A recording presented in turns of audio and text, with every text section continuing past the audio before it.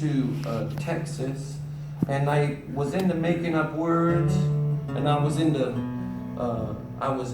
through a hitchhiking phase, and I was sort of a freeloader to all my friends, my new friends there, and I went to see this guy, Jerry Jeff Walker, right? He stood up there by himself. He sang about the way I was living, made it sound romantic, and I thought, fuck, I could do that, you know? And it hit me in that night. I said, there's the difference between a freeloader and a free spirit. Oh. Is a few chords on a guitar.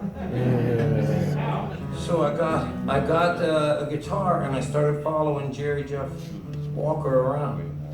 And learn to play from watching his shows. And when I'd go to the shows, I'd write letters that I was going to give him because I just felt some weird connection to him. And then I moved to Memphis, and I started meeting all the music people around there, and he was going to come play this place called the New Daisy Theater. And I asked the promoter if I could just get some tickets because I knew him. He hooked it up so I could open the show. So I knew I was going to meet my hero, and I had a speech plan that started with, this is the highlight of my life. And then I did my set, and I came off, and he was in the dressing room, and there was this woman yelling at him, and he seemed scared of her, but she was yelling nice stuff at him, and I didn't understand it. And then I started to realize that she had snuck back there, and he didn't know her. And he was being nice, but he was, I don't know, she was yelling at him, you know. And then she looked at me and she said, you sang too, here, sign my poster, Jerry Jeff, turn around. And she stuck the poster on his back and handed me a pen. That all happened like, boom.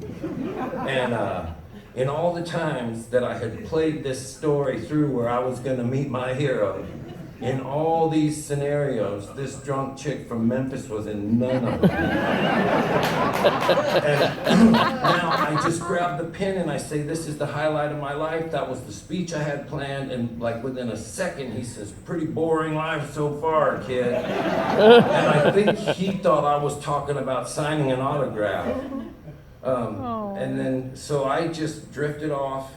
And then after I made an album, I asked my manager, I said, will you set it up so I can play some festival or something with him? Hopefully he won't remember meeting me. You know? And I saw him backstage at a festival and just grabbed him and hugged him and said, you're like a king to me. And he looked at me like he looked at that girl in Memphis. But then I said, no, I'm singing too. I'm singing tonight too. And somehow I thought that made it okay to just grab the other singer. I said, I know everything about you. And he said, I doubt that, son. And we sat down and had a trivia contest, a Jerry Jeff Walker trivia contest. Oh my God. I beat him at that a few times. It became one of our things we would do when we drank. One of the highlights of my whole singing thing would be when he was alive, and he'd be in his hotel and I'd be in mine, and he'd have some song of his that he wanted to play that night that he didn't remember, and he could call me and I would tell him how it went, you know. And then he decided he was going to take me to Belize. He wrote Mr. Bojangles, you know that song? Yeah. He wrote that, so he's got a house in Belize. He's got all kinds of crap, you know. So he says he's going to take me down there, and we're going to go snorkeling, and he's going to show me this coral reef that's going to blow my mind. And so we get there, and we get in the boat, and we head out. He talks to some guy. Then we go out, and he explains the snorkel to me, and I jump out, and I do all this stuff, and I open my eyes, and there's no coral reef anywhere. But there's a bunch of sharks everywhere. Not just a few either. Fuck ton is the amount that's horror film amount. Like 15, 16. Like what? And then those stingrays too. They were below me everywhere. And I jump out of the water screaming, you know. And he's laughing his ass off. He thinks it's hilarious for some reason. And I find out later that this is some park where you can pet this shit, but he tells me it's gonna be coral reef.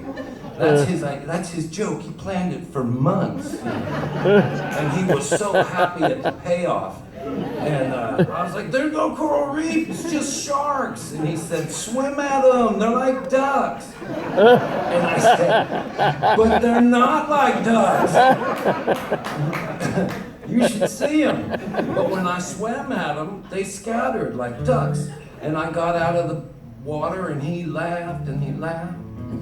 And then, I tell this part of the story because of that part of the story, which is the part where you were saying about the tackle box.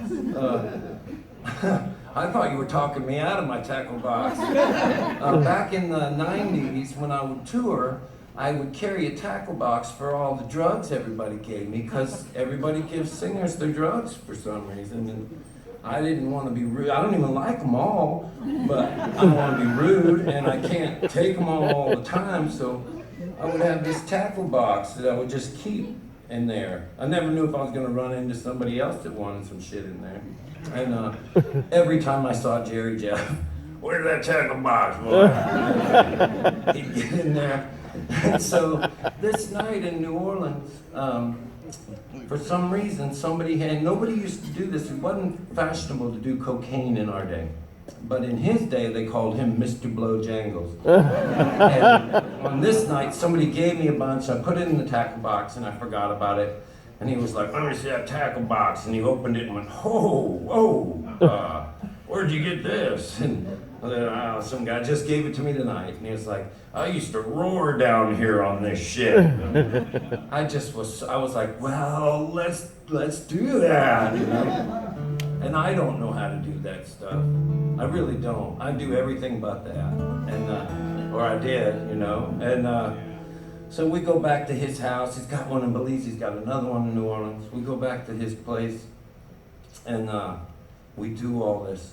We do a bunch of it. And he's done tons of it. I haven't. So I fell down on the floor and started like a fish when you catch a fish and it's on the bottom of the boat. Yeah. Not cool look in front of your hero. And I don't remember it after this. Everyone's just told me that he put me in a shower and all this.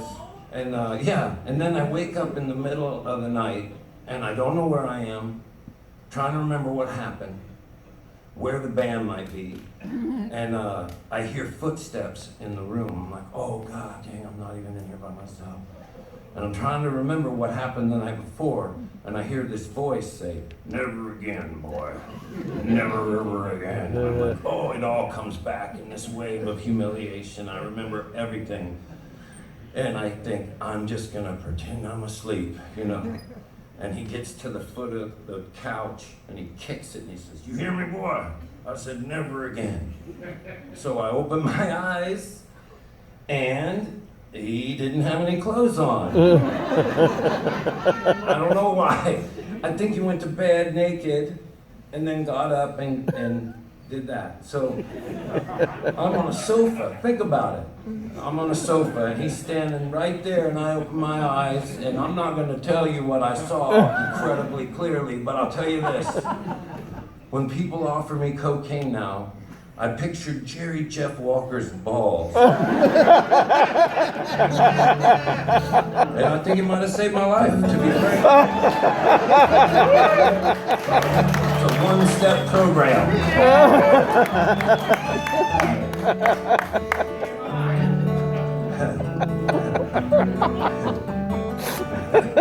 But I'll tell you, to end on a good note, He took me up to Santa Fe. It's been 15 years ago now. He just he got in this phase where he wanted to go to towns he liked to not play. So we went up to Santa Fe where we both loved to hang out with no gig. And we started going to all the bars on the square. And we get to the last one and we close. It's like 2 a.m. on a Tuesday night, you know. And we're walking back to the hotel. There's nobody out on the street. There's no cars, no cops, no lights on, nothing is open. And we start going to all the bars on the square. And we get to the last one, and we close. It's like 2 a.m. on a Tuesday night, you know. And we're walking back to the hotel. There's nobody out on the street. There's no cars, no cops, no lights on, nothing is open. And we hear up the road.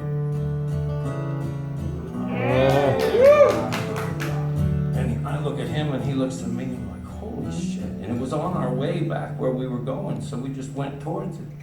And as we went around the corner, out in front of this old blues bar that was closed, singing to the moon, really, for all the right reasons. No one's ever gonna tip him. He's just standing there singing this song.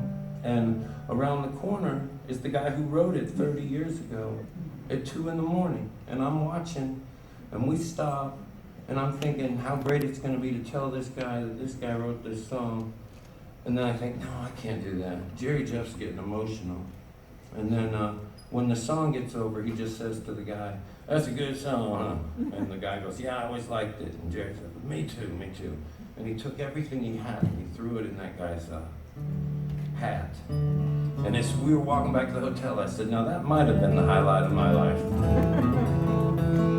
And he said, that wasn't bad. That was better than the first one.